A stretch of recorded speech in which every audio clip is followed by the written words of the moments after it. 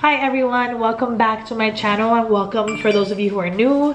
I keep getting DMs. Anyways, so today is April 10th. Tomorrow I am leaving for New York. I just wanted to speak about a few things, and obviously I'm talking about life experiences, and I just want to put it out there for the world, because obviously I do have this platform and I have a lot of you guys who are going through the same thing that I'm going through. And I have a lot of you guys that really don't know how to deal with the situation that you're going through, which is a separation, a divorce, or just still being in something that you're just not happy with, and you're just comfortable, or you're just so in love with the word love and so in love with just, you know, being with somebody. And for years and years, I swear to God, y'all, this was me. And obviously it's really hard to let go of somebody that's your best friend, that's the love of your life. I was just watching Gary Vee. Shout out to Gary Vee. I loved this guy. Like, he is just so humble, so like normal, so real. Like, this guy literally just talks about his life experiences and how it is to just live life and how to be successful and just be authentic and be yourself, and that's how you go far. And I was just watching this video where he was like, you know, obviously social media and your phone is like super important in this life that we're living in right now. And I do have a platform that I need to speak on, and I feel like he said something about, like, if you don't put out content, if you're so worried about what people are gonna say, or if you just don't put out content because you don't believe in yourself, then you're slowly gonna become irrelevant. And I feel like doing this, I've left a mark on this earth, on this world, is that how you even say it? In this life, I've left a mark. It might not be huge, but I've been touching a lot of people, you know what I mean? Not in that way, but you know, right here in their hearts and in their minds. And I just want to speak about my experiences and never be on some like, oh, you know, I'm not gonna talk about it anymore. Like, if I want to talk about it, I'm gonna talk about it because it's, you know, my life and it's experiences that I'm going through. And with that being said, when you are going through something, whether it's good or bad, and in this case, obviously it's something that is bad in a sense that, like, I'm still getting bashed for certain things. I'm still getting hurt when it comes to certain things, because, you know, when you are with somebody for so long, but you would think that if you were with somebody for so long, or if you just knew somebody in that level, if you saw somebody's soul, you know, you would think that you would at least have a little bit of respect for the person who was always there for you or whatever. And I'm not gonna go too much into it, I guess, but that's the only reason why I feel like I am truly hurt. Sometimes, you know, I don't let it take over my day or anything like that, but as far as the separation goes, I feel like I am very grateful to have the family that I have. For those of you who don't know, I was an army wife for 5 years plus a couple months. And in those 5 years, I have lived in Alaska. I've lived in a year. Well, when I got married, I was living in Virginia for like a year. Then I lived in Alaska for 3. And then I lived in Texas for a year. And in those years, I went through a lot as far as like my emotions, as far as mainly my emotions, depression.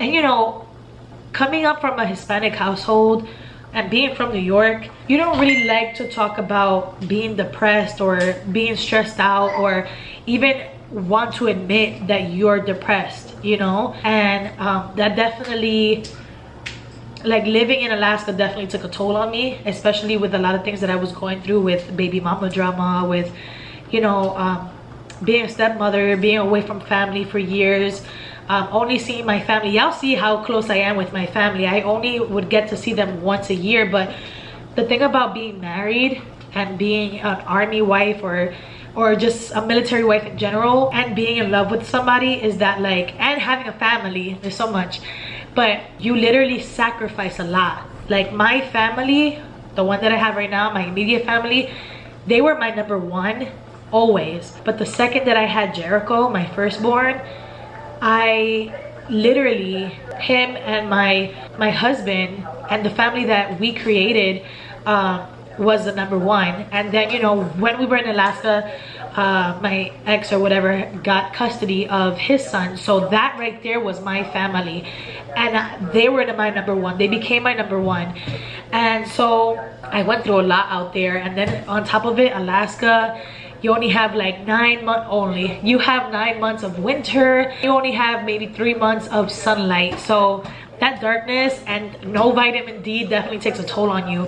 But all that being said is like, I went through a lot, and I was, what's the word?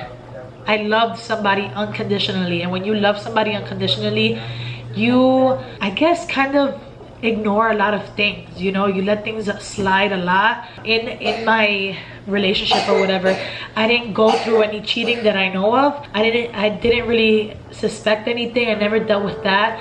But emotional, I don't want to even use the word abuse, but I guess a lot of people have been using that. That shit is real, man. That shit is real. And even now, kind of going through it still, you know. But when you're not happy, right, especially in a marriage, you try your best to stay.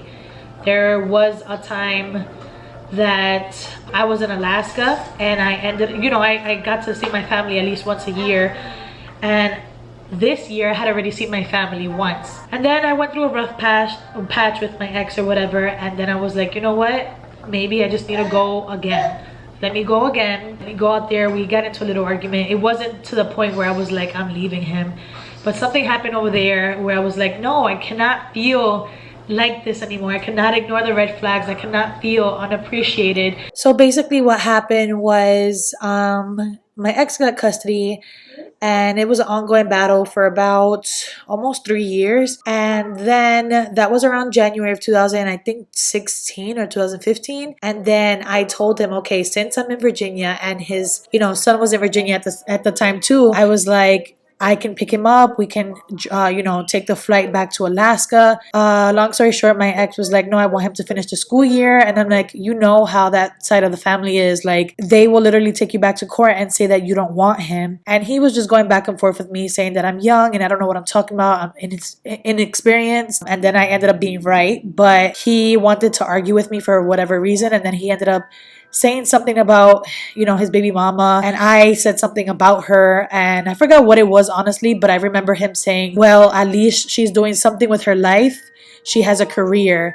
All this to say that she does do that. She does have a career, but she's never been with her son. And I'm over here trying to step up, you know, to be a mother for him, or that mother figure for him. And then he goes ahead and says that when I've always been by his side, and I was, like I said, gonna step up, and that was not necessary at all. So that was, you know, my breaking point at that moment. And I cannot feel like I am someone's best friend and I'm on somebody's side for all these years, and then not getting that back, and just being a punching bag for somebody, not physically, but you know what I mean. Like, being the punching bag that whenever that person is mad, you're the one that they take it out on. And I didn't like feeling like that. So you know, I was like, something's got to change. Something's got to change, or I'm staying here. Of course, I was here in Virginia visiting family, and I was like, you know what? I got to go back. There has to be some closure. I got to go back. You know, at the end of the day, I do have a child with this person, and we got to fix things. We're married. So, I went back. I'm kind of just giving you guys a little story just to see if you guys can relate, and I know you guys will. But went back. Of course, things got better. We just needed to talk. And then I'd say maybe 2 years later, literally the day before I got pregnant with Kalia. And I feel like this, I've heard this story so many times. I actually watched a video on the Steve Harvey show where there was a woman who kind of was going through the same situation that I am right now, but she was just with somebody for 12 years. I'm gonna see if I can find that video, and I'll link it down below. But she just felt stuck, you know. She had kids. She's like, I don't know if I should stay, you know, for the kids, blah blah blah. And long story short, Steve Harvey was like, you've been with this person for 12 years and you let things slide and all of that. Do you want to be with this person for 12 more years? And the person was like, hell no, you know. So I'll try to find that. I'll link that down below. But she got pregnant and she ended up staying. And that's just literally the same thing that happened to me. I was so shook to tell my ex that I was pregnant. And it's crazy because, you know, when things were good, but I feel like communication was a really horrible thing in our relationship. You know, whenever we would get mad at each other, for the most part, we would just, you know, say something to each other and not even talk about why we were mad, and then we'll be good for a few months and then something goes on, and it was just a lot. So, you know, obviously me being pregnant, that right there was something that we were like, oh my god, so happy about, and we let things go. Fast forward to maybe a year and a half later, you guys, for the video is already like private, I put it on private, but August of 2018 was another time where I was like, I'm gonna go. But deep down I still did not have the courage, you guys, and that's a lot of things. A lot of you guys have been asking me, like, how do you get the courage? Girl, guy, whatever you are out there, it takes a lot, and I feel like everybody is different, but for me it took a lot to finally be like, you need to be happy, and I'll get to that point. So August, we got into an argument, and it was just bottled up emotions. But long story short, literally the argument was about me having these fake earrings on. And then it's gonna sound really dumb. And my ex was like, why are you wearing fake earrings? I could see the green on them. And then I was just like, if you don't like that I wear these earrings, then get me some earrings, you know, like, because he was really going in on me about the earrings. And then he was, you know, threw it back at me like, what do you ever get for me? You've never gotten me anything, blah, blah. And that just hurt, because it's like, it's not about what you get. You know, I wasn't like really telling him like, buy it for me. You know, I was just like, if you don't like something that somebody's wearing, then why don't you just get it for me, you know? And it just hurt me, because I'm like, yo, I'm always doing stuff for you. I'm always by your side. I always have your back. I'm your best friend. I'm like, you know, like, why are you talking to me like that? And for the most part, whenever I did want to get something for him, he just, you know, was like, you know, it's for the kids, that money, save that for yourself or whatever. Save it for the kids of the house. And my money always went to the house. You know, whenever I would get something, he'll be like, why would you get that for me? You know, like, I have enough, I could get that myself, whatever. So yeah, that was our argument. And then he compared me to his baby mama. And one thing that I forgot to mention, and that I will mention right now, is that this whole time he was recording me, I didn't find this to be a joking matter. You know, obviously it was real life, but I didn't think that it would be something that we should be recording. And when he compared me to his baby mama, and then I saw that he was recording me, I got really mad and I smacked the phone out of his hand. I don't even want to get into that. I don't even want to bring that person up on my channel. So for those of you who have been watching for a really long time, you guys know the situation about that. But you can never compare me to that person. So I was really mad. And so, you know, we got into an argument. And that day we got back home, and he just took the kids and left and didn't speak to me for literally till the next day, until I said something. And I was like, you know, we got into a talk. Long story short, guys, because I feel like I'm talking forever, my love language is words of affirmation.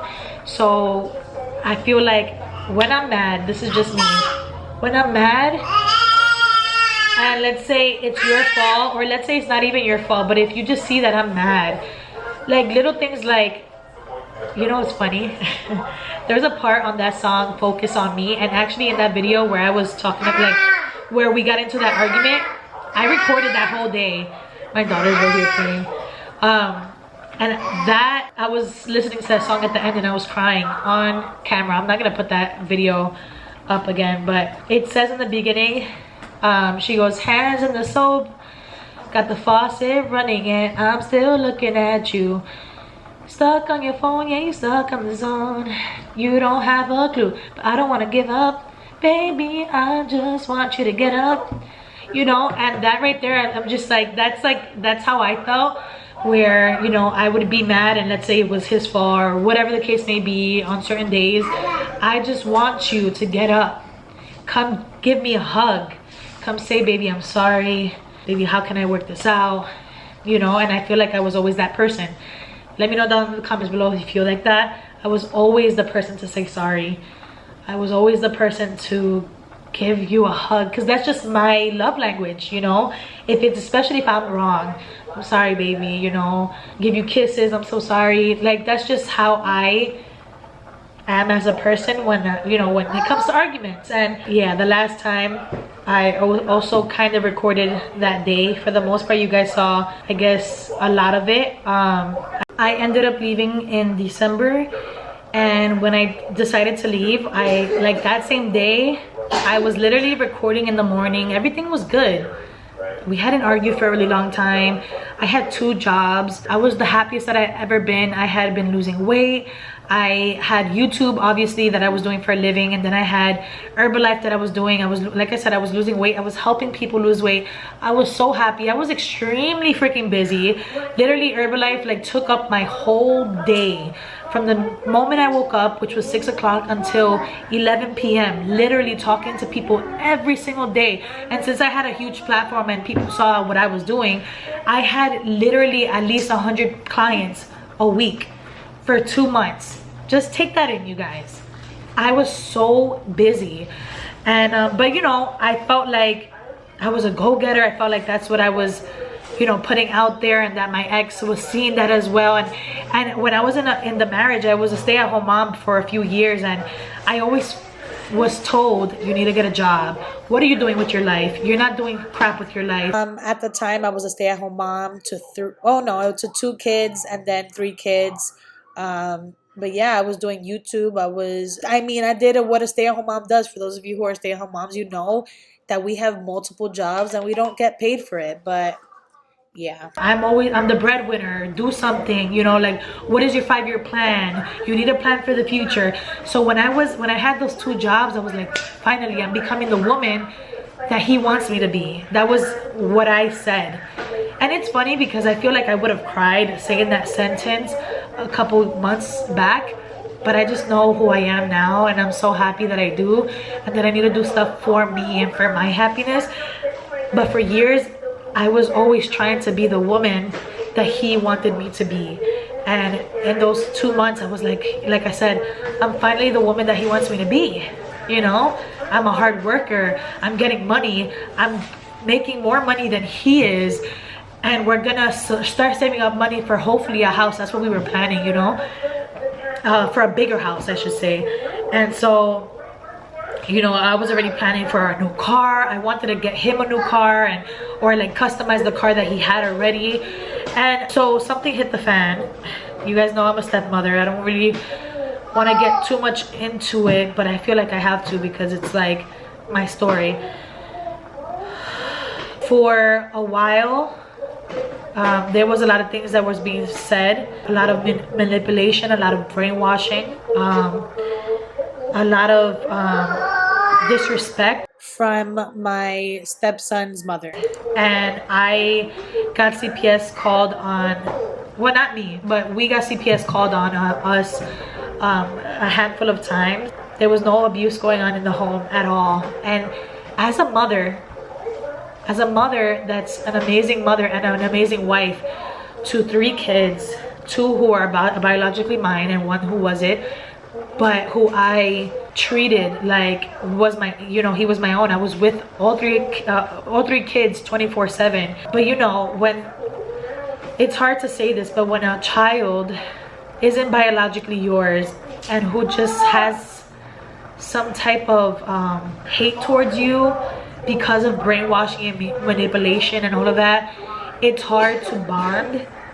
But that never made me, you know, treat him like he was Cinderella or, you know, anything like that. But there was just so much going on with us that it was hard to bond on a certain level after a while, you know. Things started to change throughout the years, throughout months. And this year, after I had Kalia, like I said, CPS was called on us several times by his mother, allegedly. Let me just put that out there just in case. And by a subscriber. Shout out to you, bitch. There were obviously false allegations, and the last time that it happened, it wasn't a case for me, it was for my ex. The night that it happened, long story short, I don't even want to talk about him. You know what? Something went down that day, you know, and it was just normal discipline that happened that day, right? as far as everything that happens. It was normal discipline. And obviously, once again, brainwash, manipulation. CPS came within a week. And this time the worker said, we will remove your kids, all 3 of them, from this house, even if it's a false allegation. That's literally what she said. Even though a few months later, she calls me and said, I'm sorry if I made it seem that way. Whoever she was, oh my gosh, she just, I don't know, I should have reported her ass, because she literally said if it was a false allegation, even if it's a false allegation, all 3 kids will be removed. And the thing was that I knew that false allegations would continue. It was just a matter of time, and you know, CPS was just gonna get called on us, and I wanted to protect the kids. Imagine as a mother, as a great mother, how that would make you feel, especially if there was no type of abuse in the home. So I was like, you know, I had told my ex, this is my story by the way, I had told my ex, let's test the waters. The lady said that, you know, he admitted that he wanted to be with his mom, so let's test the waters and see how he is over there. He thought I was making him choose me over, you know, his child, and I was always by his side. Even when he got custody, I was always by his side, but there's so much a family can take. But it took this to happen for, you know, my ex to be like, you know, I haven't been happy for a while, and that's fine. Like, I know there's a lot of negative people that are gonna be like, oh, well, you weren't happy either. I was not happy on certain months. Yes, when it comes to a relationship, you're not always happy. But I always worked on, you know, my relationship and my marriage. But it took this to be, for him to be like, I'm not happy. It took this for him to be like, you need to, like, I just don't want to be with you. I don't want to be married with you. I don't want to get married with you. I see myself with my child longer than I see myself with you. And you know, when you're married and you have kids, your marriage is supposed to come first and then your kids, because at the end of the day, once the kids leave, who are you with? But at that time I was very what's the word, selfless. I thought about other people rather than my happiness, and it was this that was like the last straw, when a person tells you get the F out of my house. And after that day, you know, obviously I didn't want my marriage to end. That day I didn't think that this would even go on. Everything was good, like I said, or at least I thought it was. And then I had a whole week that I was in that house before I even left, because my family came to pick me up, my sister and my brother-in-law, shout out to them, so that we could drive to Virginia from where I was in Texas. And never ever did I ever once get a conversation like, let's work this out. Never ever did I get a conversation where, you know, the person, everything that they're saying right now as far as like, oh, you know, we gotta work on our marriage, like, you know, we have bills. Or when you're married to somebody, it shouldn't be because you guys have bills and because you have kids. You should be married because you're in love with the person, and everything else is a bonus, you know. Never did I once get that. I had days where I was crying. Of course I'm not gonna vlog that. You guys saw some of it, but it was days where I was crying, days on the phone, packing, crying, thinking that maybe this is not the right choice when it's my kids being at risk, mind you. Everything was in my mind. I'm leaving this child who had a mother for 3 years, which was me, and it's another mother in his life being taken away. Should I do this? You know, it's a marriage. My kids are not gonna have their dad. It was a lot, and I thought of everything, all of that. And I know, once again, I'm saying this story because I know a lot of you guys are going through this. It was a lot, but in life you have to be happy. And even though I didn't want to leave my marriage, you have to be happy. Tomorrow's never promised, and that's a saying that a lot of people throw to the back burner. They don't really, you know, they say, oh yeah, life's too short, but people don't really preach that or really do things in their life that, you know, make it seem like that saying is important. I was like, why am I even trying? Fast forward a month later, my ex comes back. I'm still in a very vulnerable point. I'm still in love. When he comes, I'm the one. It was never the type of thing where the person who you know, needed to say something, to say sorry, to finally talk. Just talk to me and make me feel like I'm the one. I was the person who brought him into the room, told him we needed to talk. Like if it was just me, if it was just my fault, I was that person. And finally I got him in the right mindset to finally be like, okay, I need to work on this marriage too.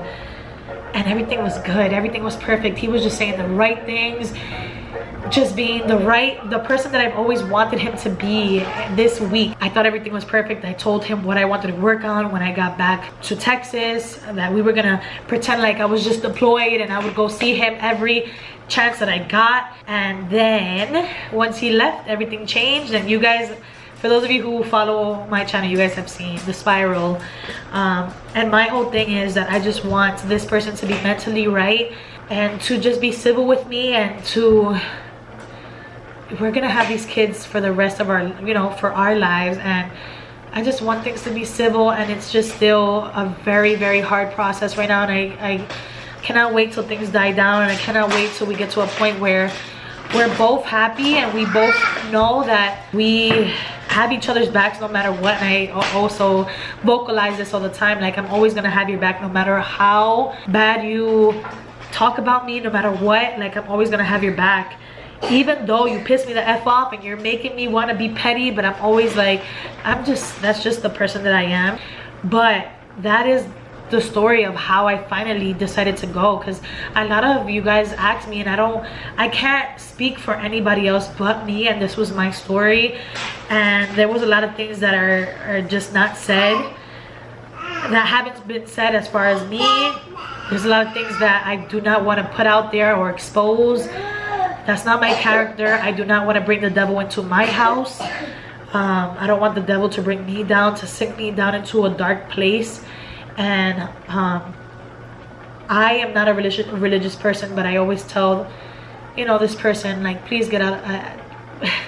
I'm gonna be praying for you and for anybody in my life, or anybody that tries to come into my life in a negative way.